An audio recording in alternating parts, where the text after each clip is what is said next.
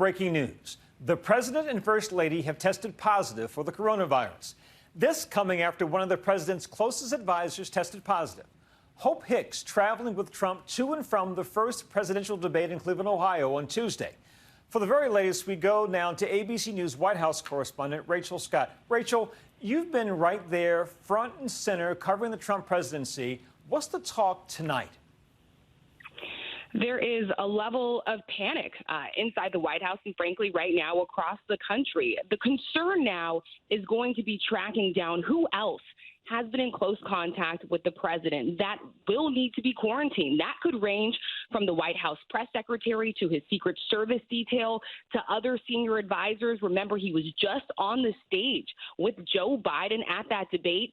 We know that everyone who comes in close contact with the president is tested for COVID-19, but the reality here is that has not stopped the virus from entering the White House complex, which is one of the most secure buildings in this country. Hope Hicks is just the latest of the president's inner circle to have tested positive. In July, his national security advisor, Robert O'Brien, tested positive. In May, his personal valet and the vice president's press secretary tested positive. This virus has inched closer and closer right to the president's front steps for months, Byron. Rachel, thank you so much. Now, the president downplaying the virus for months. And to get a better understanding about COVID-19 and what the president may face after his positive diagnosis, we're now joined by ABC News chief medical correspondent, Dr. Jennifer Ashton. Doc, the president is 74 years old. He's in a high-risk category for complications from COVID-19. How does that change the dynamic here, and what will his medical team be looking for?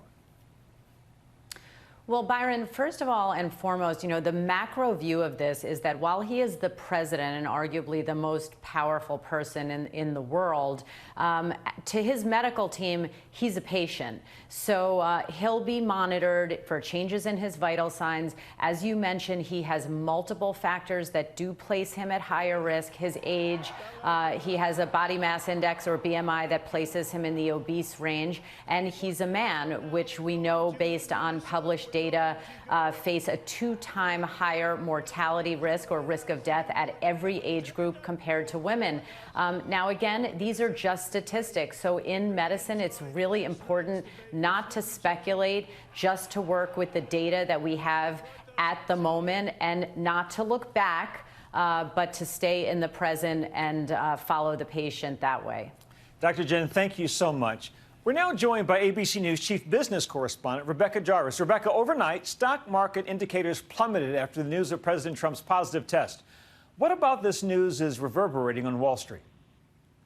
Well, Byron, we're in this moment of peak uncertainty as far as the economy and the country goes, and this just adds a new layer.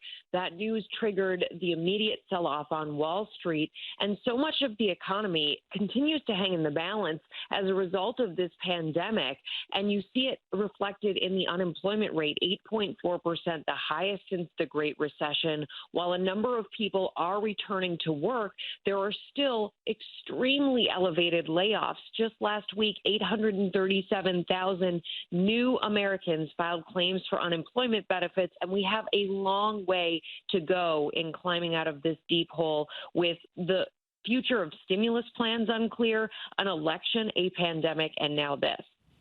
The impact of this will be widespread. Rebecca, thank you so much. We'll have continuing coverage throughout the night and on Good Morning America. Hi, everyone. George Stephanopoulos here. Thanks for checking out the ABC News YouTube channel. If you'd like to get more videos, show highlights, and watch live event coverage, click on the right over here to subscribe to our channel. And don't forget to download the ABC News app for breaking news alerts. Thanks for watching.